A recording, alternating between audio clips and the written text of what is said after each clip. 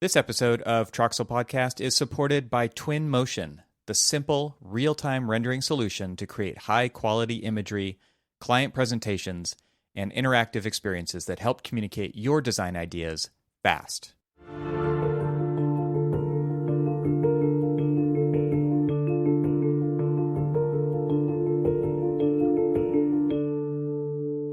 Welcome to the Troxel Podcast. I'm Evan Troxel. And in this episode, I welcome Belinda Ercan of Epic Games and Anthony Cortez of Arup. Belinda is a product marketing manager for the Twinmotion product at Epic Games. She went from playing Prince of Persia on MS-DOS, anybody remember that, to learning her first digital piano songs on Windows 3.11, to finding a joy in arts, music, and of course, computer games. Before she joined Epic Games as product marketing manager for Twinmotion in 2020, she dove deep into studying Japanese and classic piano at a music conservatory before giving her career-finding journey a third attempt of obtaining a master's degree in architecture and digital design with a focus on 3D visualization. Having worked as the in-house visualizer at HLM Architects in Sheffield, UK, she moved to Hungary to work as a visualization product manager at Graphisoft.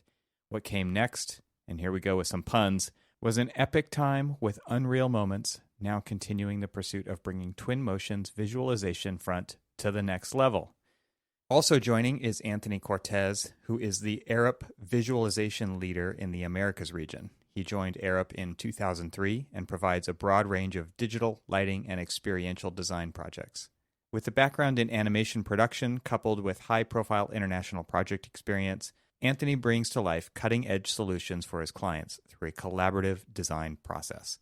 In this episode, our conversation begins with a walk down the ArcViz memory lane for each of us, to wax nostalgic, of course, but also to give some perspective and appreciate how far things have come to the current culmination of real-time rendering. We then talk about how these developments in real time have enabled the use of these new tools not only as final output as seen traditionally, but as invaluable design tools that aid in the decision-making process, which we call design.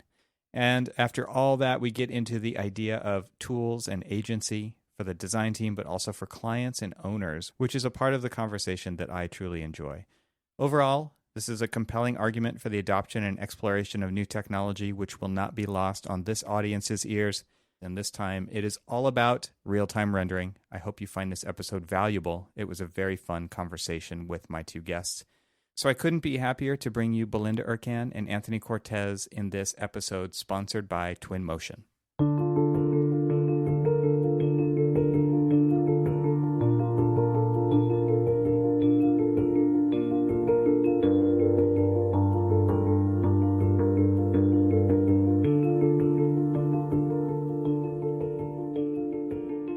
Well, Belinda and Anthony, welcome to the show. It is great to have you both here to talk about some interesting history and new tools that we're all kind of getting into and or have been a part of for a while. So I'm looking forward to the conversation. So Belinda, welcome.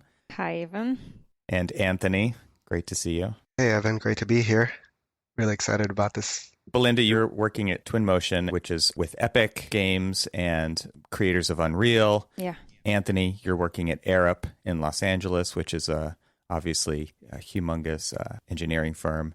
And what I love about kind of the pre-show talk that we've had is there's this deep history into not just technology, but computer graphics and architecture and engineering. And so I have a similar kind of path. And so I thought it would be fun for us to go on a trip down memory lane. Where we're going to end up in this episode is talking about like the latest, greatest tools. And I think a lot of times we just end up taking the latest technology for granted because things are changing so fast. How could we possibly even recognize what's actually going on here? Because every day there's something new. So Belinda, maybe you could start off with, give us an idea of your origin story in this technology and architectural vein, because it's super interesting. Yeah, I would love to. Yeah, so my background is in architecture. I studied architecture in Germany, 4 years, bachelor program. And I recognized and realized quite early on that I'm not too good as a designer, but as someone who visualizes design. and just visualizes the imagination of a designer and brings that into a computer screen, right? And so I got into all sorts of rendering software tools and Photoshop and image editing tools, and I pursued a master's program that specializes in exactly that, architectural visualization. So that's why I was working as a 3D specialist in multiple architectural visualization studios and practices around the globe. I know the pain points very well of both the architect, the designers, the design process, the visualizers, and it all started off with so-called offline renders, because that's what I was using back then. That's what was in the curriculum of every university. It was all about, offline renders and that thing where you have to just wait night over night for, one pixel to render. Submit to the render farm and then just find something else to do, right? Yeah. So as exciting as it was, I was also very afraid of doing mistakes back then. A lot of time was put into this, and every time I was, are you ready, Belinda, to click on the rendering button? Yes or no? Yes or no? Let's check that again. Let's check this geometry. Did I set the light right? And is that, I had to plow through all the myriads of rendering settings, whatnot, in order to be able to feel confident that now I can confidently click on the rendering button. And then how many times did you have it where it's it's going for a while, and then you realize you see a frame show up, and you're like, "Oh crap, that light wasn't even turned on." Yes. Yeah. Oh, that's the worst. Exactly, the third row, top right-hand corner of the picture. I'm like, no, and then I just had to cancel, redo it all over again. That's funny you say that. I actually had all of the computers in my office, probably 200 machines I would log on at the end of my day. I had this rendering farm software called Backburner set up. And I, before it was automated, I went and logged into each one of these machines to press, to enable it. And I even had a setting for an email notification when a render node crashes. Right. So I feel the pain. And we chuckle and we laugh because it seems so absurd now, right? That we had to do all this. And I remember too, submitting things to the render farm and a node would fail. And I learned very quickly, render to image sequence. Don't render to an animation file, because if you render to an image sequence, I can just go back and render the few frames that I needed that didn't work out, right? Or that got corrupted when sending it back to the host machine over the network, which happened too. It was all of these crazy things. So, it's a anyway, lifesaver. Belinda, please continue. Oh no, that was that. It was my life basically. That was your life, yeah. During university, and I remember that it was 10 p.m. at night. I was confidently clicking on the rendering button, and I went to bed, and I set myself multiple alarm clocks just to check babysit the pixels. Yeah, right. Just to babysit, and I was so happy when the next morning it was all pixel perfect, and it was ready to be photoshopped, for example. Because no render goes out without the proper photoshopping. So yeah, that was the old days. It was very linear. It was a very linear process, It was. And what size images were you rendering? Can you remember the pixel size? Yeah, it had to fit on an A1, A0 sheet of paper. Yeah, and because it had to go out of the color plotter and yeah, those ones, right. Those big sheets, and I had to render. I rendered. I was so an ardent fan of all sorts of rendering tools and visualization software tools that my fellow students, they said, Belinda, can you please render for us as well? We do all the physical models for you because we know you hate doing that, but we know you love doing the visual part, and so that was my job at the university. Community effort. Wow. Right. Yeah. So did you basically opened up your own rendering service bureau? Right. At university. Well, the professors didn't know, of course. We had to keep that a secret. There were many businesses born out of architectural school. Yeah. There were some entrepreneurial people that were taking advantage of the situation, to their benefit, which is fantastic. Yeah. Yeah. Well, Anthony, give us a snapshot of where you've come from. I know you've been in the business for quite a while. My career started in the mid-90s. My background is technical illustration and traditional animation. So when I said back to the drafting board earlier, like you're nodding along, like yes, that is, and me too. That is where I started as well. Exactly. I mean, it was great, having that long bar where you would slide up and down. You had your drafting tools, your triangles, your drafting dots. Right. The smell of the vellum. Right. It's like everything was electric erasers. Yeah, those electric erasers, exactly, and your brush. The brush that you would use to brush off the eraser particles off of your table. You had the eraser particles, but you also had the particles, the stuff you shook onto the drawing so that the parallel bar would actually not smear your pencil lead or your ink. No, I guess it was just pencil lead at that point. But yeah, you were always brushing this stuff off, and it was a messy process. Yeah. But the whole idea of it was taking, I learned the basics of the vertice and the line and the shapes. And 2D, 3D perspective drawings, like having a vanishing point on one side of the board, the other side of the board, and then just like projecting those lines, and wherever they intersect, you had that vertice. And you would draw these perspective drawings based off of floor plans, side elevations, and somehow they all just magically converged into a vertice. And then for those vertices connect the lines, and then you have a 3D or a 2D perspective drawing. And then that somehow translated into 3D at some point. Yes. I was introduced to AutoCAD. Back then, it was just like primitives. You had your boxes, your spheres, cylinders, cones, which you still do now. But I knew there was much more to that. Just learning the first drafting tools. So I was a big gamer also. I was playing a lot of Virtua Fighter and Quake. At some point, I knew that there was going to be a convergence of video games, architecture, and Hollywood visual effects. Because I was a big movie buff also. Grew up watching Star Wars, of course, Blade Runner, and all the Pixar movies.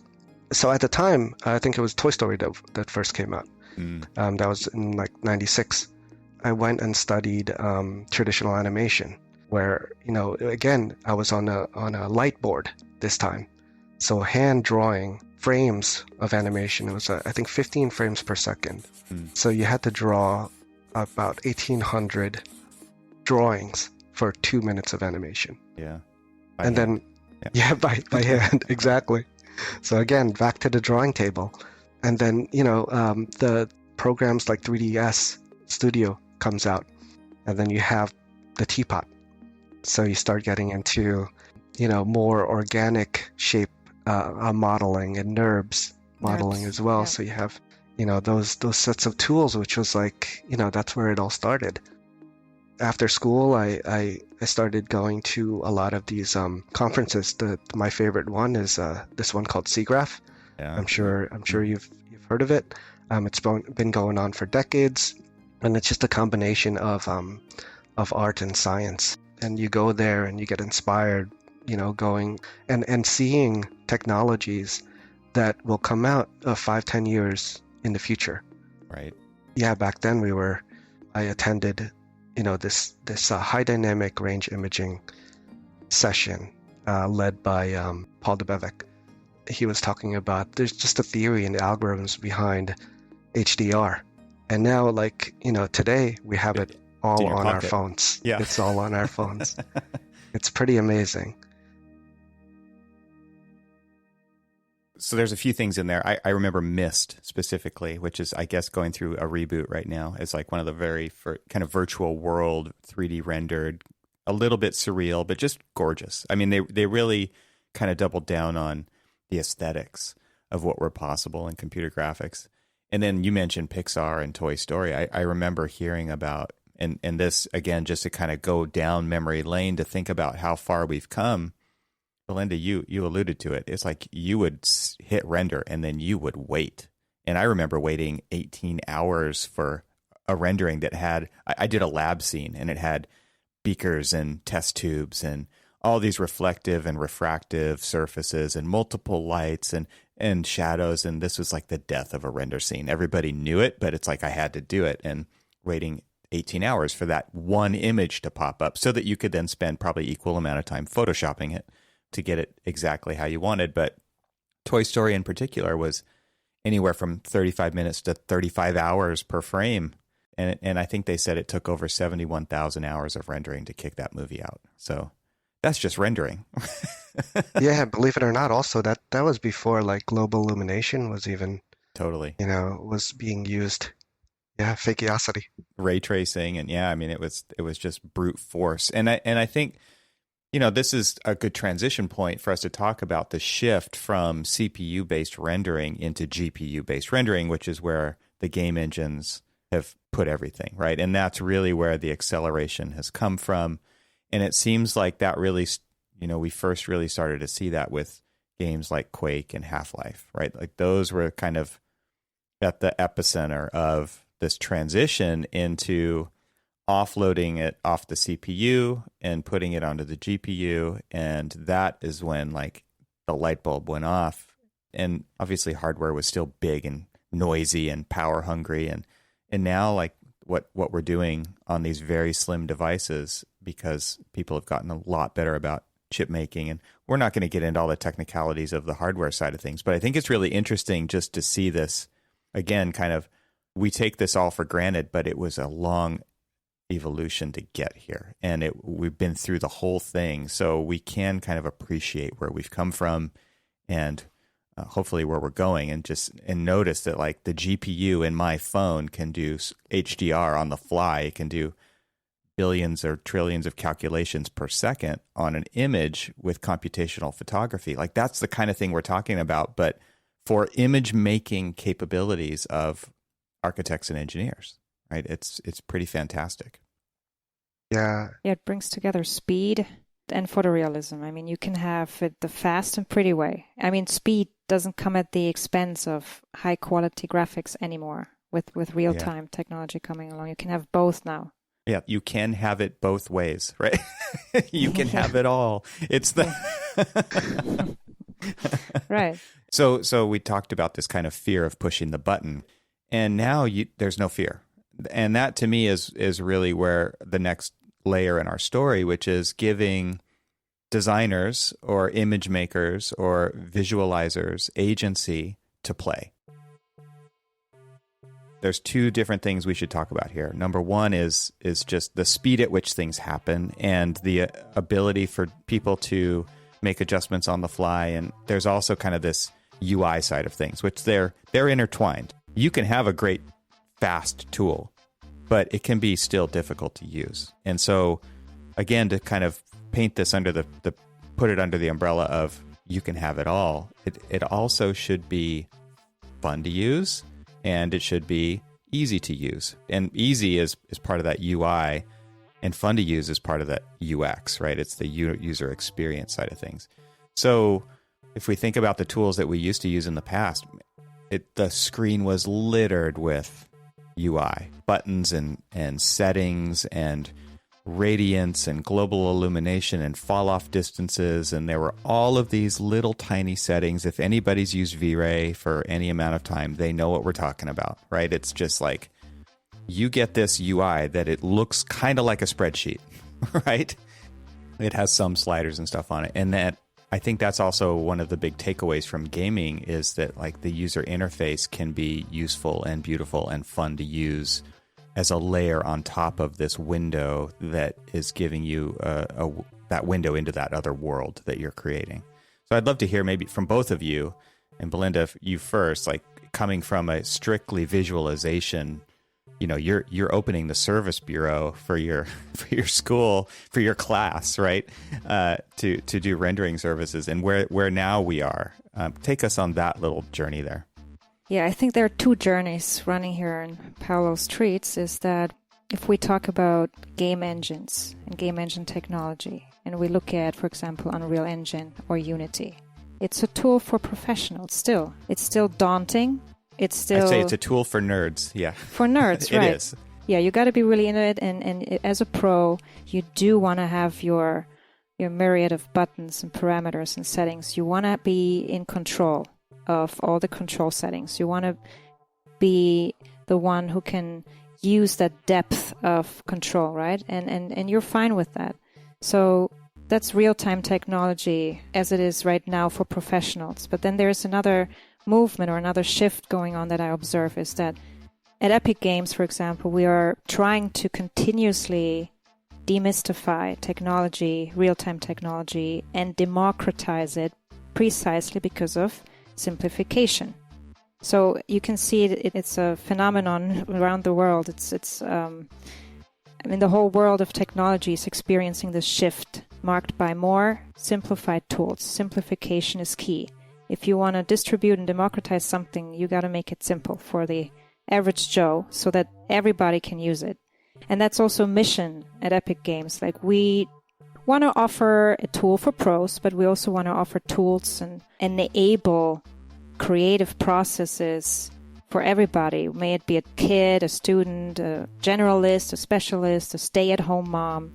We want to give you the same fun that pros have when they are creating and when they're in their creative flow. We want to give that to everybody, make it accessible. So the true magic here lies in continuously hiding the complexity of real-time technology and game engines, and cater to all sorts of personas and people, may it be professionals or generalists or beginners, or just people who just want to have a first glimpse and get a feel for real time, and then start sharing their design ideas. So that's something that's currently that I observe, it's just this heavily simplifying things. So you can see it with like TikTok and Snapchat, all those apps. There's like a convergence going on of, you can be your own movie maker, you can be your own Photoshop specialist, artist. You can now, every generalist can be the specialist. You don't need to hire a specialist any longer. You can be that one because technology makes all that complex stuff accessible to you in a very easy and simple way. So it's a lower learning curve, and the threshold is lower, and you can get into it easier and faster and get into this whole creation and creativity process with this simplification going on. And that's how I got into real time. I didn't get into real time because I was, because I'm also a gamer. I love games, and I knew all about it and game engines and Unreal and Unity and whatnot. But I just looked at it and I was like, nah, I better stay with my offline renders. It had nothing to do with my comfort zone. It was just very like, no, I don't want to get into this. I'm going to spend more time on learning and figuring out how that tool works than I would spend time on actually hitting the rendering button of the offline solution. But then, like with Twinmotion and other tools that harvest the potential of game engines, there are teams around the world that take game engines and then heavily simplify it and expose only features and workflows to the generalist that he or she needs at that point. We are hiding all this complex stuff. We are just making it invisible, putting a very easy UI on top, and then it's really just a click and play feeling that you get with simplified real-time tools. That real-time visual feedback, which is so important to a designer to get a look and a mood and a feeling just right. That before was, I'm going to change this setting. I'm going to animate its parameter over time. I'm going to render this. I'm going to render 40 frames.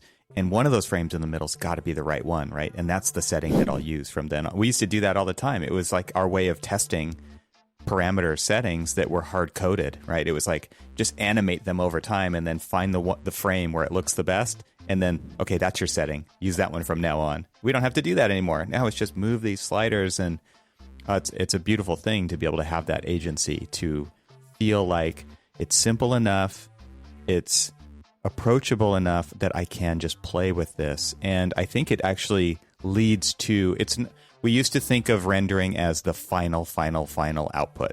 Mm-hmm. Now it is a tool throughout the process to use to make decisions and play along the way, so that we can have more time to be creative in the process rather than just in the production mode. Because a lot of times we separate those into two different worlds, right? Creative mode and production mode. So I think now it's really blurring the lines between those because you're actually getting both at the same time. Right. With real time, what you experience is, as a designer, is reflection in action.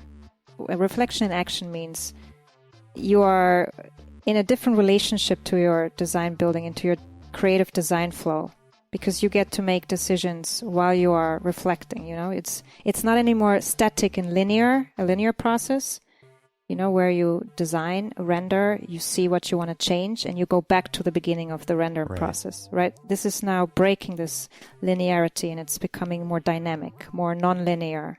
You can have several design options, within minutes, and if you can have design options that is just sparking your creativity in a different way, and you can finally start iterating again and prototyping again without any fear, of making mistakes. And that it just changes the way we solve problems. I think you guys are doing both of these pathways. Like you said, there's parallel paths going on. And at Epic, you've got Unreal, which is kind of that's like the pilot's version, where you look at a cockpit of an airplane, and there are a lot of switches and dials and readouts, and okay, but that's what's necessary. And then we're talking about like the Tesla Model 3 over here, which is a streamlined, simplified interface that is for a lot more people, a lot wider of an audience. And what's nice is if some point in your career path you decide you want to go into that more specialization, that expertise, there is a pathway to do that from one tool to the other. What this does is it just really doubles down on opening up those tools to be available to a lot more people. So anybody can actually do this. And that's really the goal, right? With what you're saying, it's you can be a sole practitioner who is drafting in AutoCAD and modeling in SketchUp. And this is another tool that fits neatly into that toolbox. But also if you're using higher end BIM tools and Rhino and Grasshopper and Revit and Dynamo and doing all that stuff, you can fit this into that pipeline too and accomplish a lot more on your own than relying on a specialist to do it. Belinda, I think you hit the nail on the head with demystifying the whole pipeline there with the real-time engines and authoring tools. At Arup, we actually have many people from different disciplines, and they're all focused on their passion, whether it's like lighting or acoustics or transport planning, pedestrian movements, and then you have your traditional structural, electrical, plumbing engineers. So everybody has their specialty. And what makes Twinmotion real-time engine really great is it's the interoperability between all those softwares that they're focused on, that they know with the back of their hand, and to be able to export, those file formats that they work with into a real-time engine. And sometimes it's even dynamically linked. Like, you could still work on those primary softwares and then have, a button that updates that workflow into a real-time engine. So I think that's one of the powerful things about that pipeline there, to be able to still be comfortable working in your own software. But then if you want to visualize it, you have that output to be able to bring your designs. And from there, visualize it, move it around, take the camera and walk around the digital unbuilt environment as if you were a photographer. And then you start to see different perspectives and different angles on the site that you may not be able to have seen if you're just working on like a top-down or an elevation section drawing. I've started using it a lot. My background also is in lighting design, bringing in architects' Revit models of buildings or bridges, and then using the walking around in 3D space, and then also start to introduce, lighting. There's opportunities to be able to bring in photometrics and IES files into the spotlights and replace them with IES photometry, which is great because then you could start to play around with color and output and color temperature, and then set up different scenes as well. Like, okay, this is option 1, option 2, option 3 of the lighting design, and you start to tell it gives you like a really quick way of telling that story. And that's one of the things that I do like about it, the whole interoperability of being able to connect Twinmotion to all different types of applications. I wanted to take a couple of minutes to maybe talk about some different ideas of success stories with the software. And it could be any real-time tool, but Twinmotion makes it even a better example because as a designer, what I like to do is any opportunity that I can to get face-to-face with a client and let them make design decisions right in real time is a great relationship building opportunity, but also it's super inclusive. The term I like to use is putting them in the driver's seat, giving them the steering wheel. And with a tool like Twinmotion, where the interface is simple and the controls are very simple to move around, it forces an honesty on the designer. So it keeps some accountability to it. Where before, with old school rendering, you picked an angle, you adjusted the field of view exactly so it got everything in that you wanted, but nothing that you didn't. And you didn't model anything behind you, right? You just modeled the stuff that was right there because that was the hero image. And now it's like, well, what's over here? And everybody's encouraged to explore, especially when they're driving. So it creates some accountability. Like you've got to have more figured out. But once they've got it, it's like, oh my gosh, I get to walk around my project before it's built. And that right there starts to embed the reality that this is a real project and it's going to happen. And they get to share that story with people. And as a designer who works directly with clients, that is the best word of mouth marketing for your particular project. Maybe not for you as an architect, but for that project to be successful. Because by including them early in this real-time visualization, it's something they can understand, they can process it, they totally get it right away. They can then take those ideas, those stories, and they can tell them and build consensus on their side, which I can't do because I don't have access to those people. And it makes for a much smoother process. So that's an example of a success story. I know, Anthony, you've got a story about using the tool on projects like the JFK example that you brought up in our previous call. And I think that there's probably some other success stories around this idea of collaboration. Mine is not like in software collaboration, but it's more like in-person collaboration. Maybe you guys have some examples of maybe in software collaboration or just project success. Yeah, project success-wise, you brought up JFK. That was actually a different application that we used. I brought that up because of the convergence of using tools from the film industry. Yeah. The film industry, and then and using it in a practical application in engineering. So that was using crowd simulation. So going back to this movie, I'm sure you've seen Lord of the Rings, where they have crowd simulation software that demonstrates orcs fighting soldiers in the middle of a battlefield. Sounds like a scene at JFK Airport to me.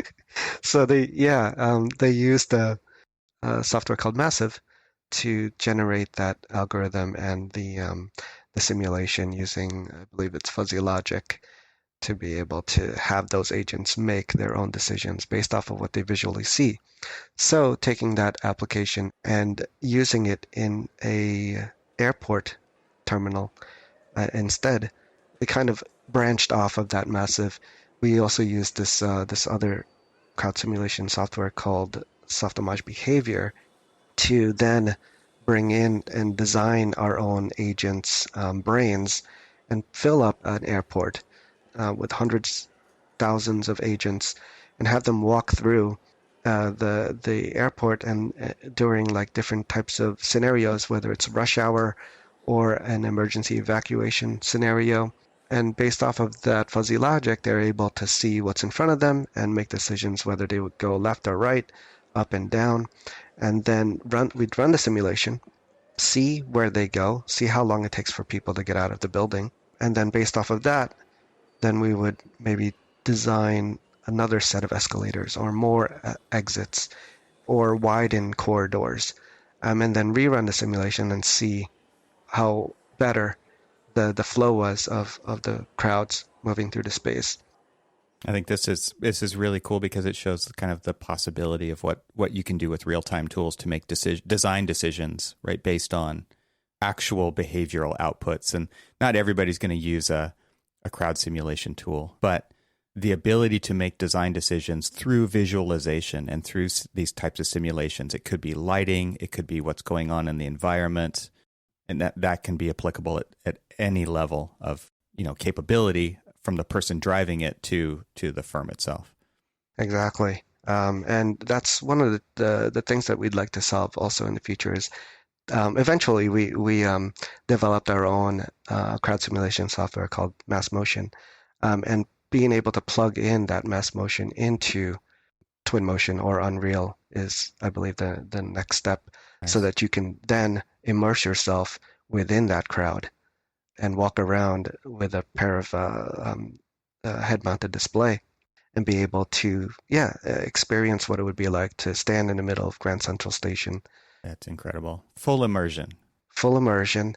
We'd bring in the signage as well, the wayfinding signage, and then put it into the hands of somebody that's not familiar with the space and see if they're able to find their way from street level all the way down to the northbound 7-line platform level, with the crowds moving around them as well. Awesome. So this is like the next step to like design iteration with real-time game engine. That's just one example. Yes.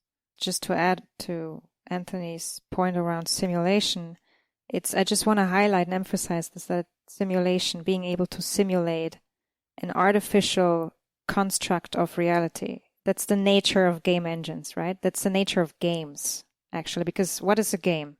A game is like this virtual artificial construct of reality and it's simulating reality, and you are in it as your avatar, you are in it as your digital you, or I am in it as my digital me, and I as an architect can utilize this game component of simulation to test my idea first. So because before things are physically built, I would like to test my imagination in a safe space where I don't harm anyone, or where I can really just go crazy, with all sorts of design options and testing. It's a test bed. So and you can do that in game engines pretty nicely because you simulate quick and fast, and it looks good at the same time, right? You get that instant visual feedback. I mean, you were able to do simulations before game engines kicked in, but it had to come at the cost of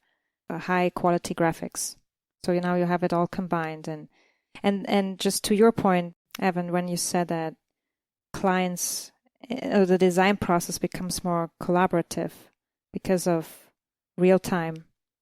If you marriage these 2 points, like simulation and being able to test your idea and being able to collaborate internally and externally, there's another shift going on where the client of the architect is shifting from being a passive consumer to active contributor. Mm-hmm. So I love that. It's away from lonely genius at work and me, myself, and I and the tool towards more, hey, let's all sit together and be immersed in my idea or your idea. And instead of having a static image, you can actually go inside that image with real-time technology. You can go behind the scenes of that image. It goes from static to dynamic again. It's magical. I mean, when you start playing with real-time tech and you see that you can actually go inside your idea, you can go inside your image and turn around, navigate, and see it from all sorts of angles and perspectives, then you have an image every second. And that's true immersion here. And that's just really something that was enabled by real-time tech. I also have to bring in to the point about you are able to go through and look around and turn around and see every angle of the design, which I think also could be a double-edged sword sometimes. The important part of the visualization, I still think, is telling the right story. You have to curate your stories to be able to to communicate that particular idea of what you're trying to show. Sometimes when you have these design sessions, you have a lot of different people coming from different backgrounds. They could get fixated on one thing over there in the corner that you totally happen to look at for like a second. And then they're like, oh, what was that over there? And then, it kind of like diverges from the initial presentation. But if you have your scene set up, which you can do in Twinmotion, you can kind of curate your presentation as well, which I think is pretty powerful in that regard. This is something we don't let out behind the veil, Anthony, right? Like this is one of those tricks that we have where it's like we are 2 steps ahead of where the client expects us to be with certain things. And you're right. If you show too much, that's all they'll talk about is they'll fixate on the color purple on that wall in the corner. And it's like, I hate purple. And it's like, okay, we're not here to talk about the color of the paint. We're here. So the ability to just flip a switch and go into, chalk model mode or foam core looking mode or whatever you want to call it. It's like massing model mode, right? It's like this raw state that the model is in as far as shape and form and maybe just light and shadow is super powerful to talk about ideas about the decisions that you've made to create this design to get it where it is. We're not focused on materials yet. We're not focused on colors yet. We'll get there. Those are additional layers further down the process, and we'll have specific conversations about that. But the beauty of it is you can already have a lot of that stuff kind of figured out, but you can just turn it off because you don't want the conversation to go there. Exactly. I thought it would be fun to kind of pivot into, maybe a final segment and just talk about how a tool like Twinmotion reduces friction for anybody. And so I'll start off with an example, and then I would love it if you guys could build on top of this. But there's a certain, I don't want to call it an age group, but we all know that there's people in firms who have like this old school mentality. It's more of a mindset, which is these kinds of tools are for young people to use. You get it, like, yep, you're tech savvy. And I think one of the biggest success stories that I love to talk about with people when it comes to things like new technology is this story, which is a design principle. And they're overseeing lots of different design projects, and they, as far as new technology goes, they're old school. They think like, okay, and I don't really need that. I've already got it all figured out in my brain. But tools like this enable us to communicate with so many more people, clients, stakeholders, whatever you want. There's so many people, there's boards that you have to present to, there's communities, there's all these things. And it was always like, okay, you guys figure that out and I'll just react. That was very much the point of view that this person had. One day, somehow, we convinced them to get in there themselves. And their mind exploded with possibility. Like, oh my gosh, I get it. Like, before they were always looking at it from the outside. And once they let their guard down enough just to try it out, it was like this huge spike of creativity hit.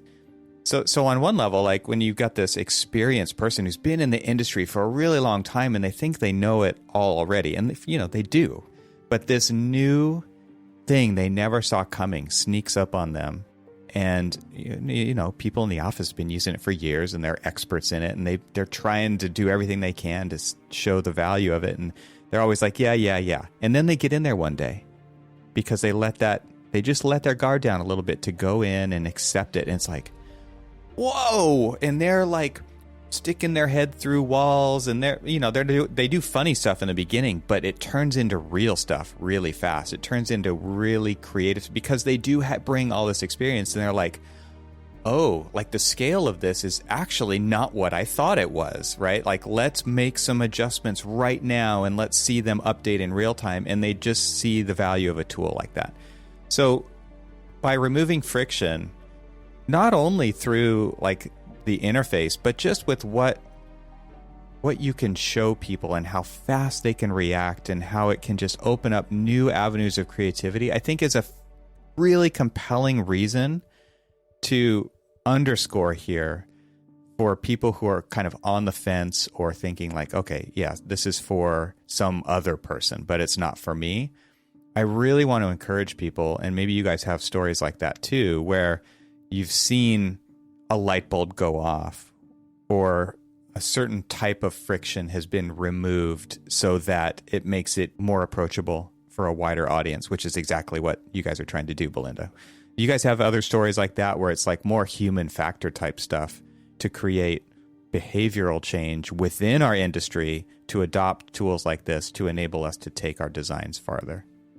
Yeah, I would say that the behavioral change is not so much ignited by the new novel design process that we enable through Twinmotion, but more through the other end of the process, the communication process and the collaboration and the presentation. Because you can design better, quicker, prettier, we know, but you can also now better visually communicate your idea and immerse other stakeholders, and there's a good example, I think, around digital twins. It's the virtual copy of a physical building filled with data, information, and it's smart. And with digital twins of physical buildings, you can collect data that then helps you to weave that data back into your next iteration of the physical building. It's also for owners and operators and facility managers. They use digital twins in order to monitor the health of the building. Yeah, but then there are some studios that create digital twins of entire cities.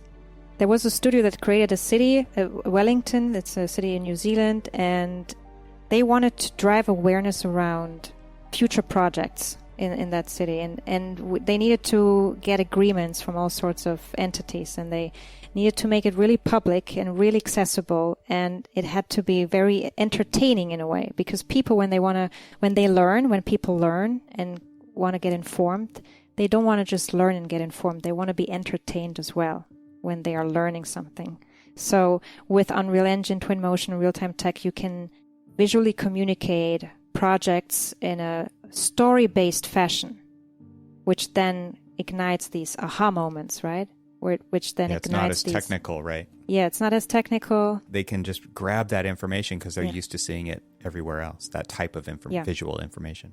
And that's when it starts. That's when you start driving awareness. That's when people are getting hooked into, hey, technology is not to be villainized here. It's actually a friend. It's a enabler. And it's helping me to understand and to intellectualize and internalize and contribute and ignite my creative potentials and my imagination. That is the power of visualization. In this one case, it's we did a series of oralizations for an ongoing project where we're designing a high-speed rail and bringing it into different neighborhoods and different areas of the state. So a lot of these sound properties are in a report, and they're labeled and documented by decibels. So people can't, when you're looking at say 90 decibels or 100 decibels or 50 decibels, that's kind of hard to understand. So the removing of that friction and being able to instead set up a presentation, a real-time presentation of a train going through a neighborhood. We'd capture the neighborhood using LiDAR, drone footage, recreate that as a digital twin, and be able to set yourself in front of your house, looking at that new viaduct, the proposed viaduct of the train coming through the neighborhood. And then what if we put a 10-foot noise wall or a 16-foot noise wall? The differences between the decibels are different. But if you're just reading it out of a report, you can't really grasp and understand what that experience would be like. So having a real-time tool allows you to be able to hear and see what those design options would hear and feel like. And then, that when you bring in the principal into the room, or the community or the client into that same room, it just, explains and communicates your story right away. And the point is that when you're enhancing the user's perception visually and orally, you're allowing them to be able to make those faster, smarter, better decisions. And that is, that's the power of real-time visualization. That's awesome. Remember how hard it was to populate your scene with Entourage back in the day? Yes. Oh my gosh, that was a nightmare, right? Like everybody was on Right. turbosquid.com trying to find this file format that they, you could hopefully translate into this other file. That is a thing of the past. And that to me is one of the huge benefits to using a tool like this, is that I don't have to even worry about that stuff in the modeling phase. I can keep my model lightweight and just about the architecture and the space and maybe the landscape, the general landscape form. But then I can bring it into a tool like this. And it is like playing a video game, populating your scene with Entourage. And that, to me, having those libraries available and the materials available that are already there, so you're not off searching the black hole of the internet for various items to populate your scene or textures or anything like that. It's having that inside the package. Like, again, just to appreciate how far we've come with these kinds of additional friction reducing aspects to program like Twinmotion, just makes it fun to be a designer and create those presentation assets in the end, and have them be fully interactive and scalable and change the colors of things on the fly is just absolutely fantastic. And I can see it in your faces. Yeah, it truly captures the spirit of the unbuilt environment. Yeah. And it makes it a lot more easy to communicate with people. It gives things the sense of scale that they need, right? To so they can really understand it. But it's all just right there at your fingertips. And I love that about it. You could bring in birds even, and cats and Birds dogs. make every rendering better. I think that. hot air balloons, I think. Right. I mean, I'm sure, Belinda, that a lot of thought has gone into that. Like, you want big asset libraries so people have tons and tons of options, but also like super intentional about what goes in there first, so that it makes the most sense for people. Because I think that was a huge pain point from old school rendering to what we see nowadays. Yeah, and now all these assets are on the cloud, and Yeah. they're not even part of the package anymore. It's just because that just causes the installation file size to be gigantic. We don't want that. So we are continuously developing assets, 3D assets, taking into consideration the priorities of our clients and what they truly need and when and how, and we put it all on the cloud. And it's whenever we are done developing a certain 3D asset package, we upload it on the cloud, and inside Twinmotion, you go into your asset library, you see what's new, and you click on it, it downloads Like from Christmas. the cloud. Yeah. Yesterday I woke up in the morning and I saw an email saying that there was a Twinmotion update, actually, and I was so excited to open it up this morning. And it was great. Keep up the great work, Belinda. You're doing thank great work you. over there. Yeah, we'll try to make sure to add pretty birds and hot air balloons. They're important. Butterflies too. And yes, Butterflies are good. Yeah. we've got it all. Yeah. That's awesome. Well, that is a great happy place to end this episode. I think that the beauty of this program is how much it actually removes the friction from everybody's kind of day to day, so that they can communicate their ideas and get better architecture built. And that to me is priceless. And so I would just encourage everybody to check the show notes for a link to download Twinmotion and give it a try.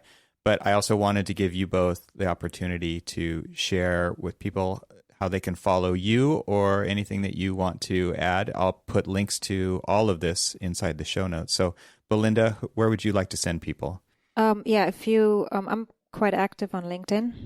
Always happy to connect and expand my network and help and exchange ideas and communicate there. So LinkedIn is a good place to connect with me. And for all things Twinmotion, Unreal Engine, just go to twinmotion.com, unrealengine.com. There are a lot of nice examples and use cases and stories there to immerse yourself in and just get a feel for all things real time and visual communication.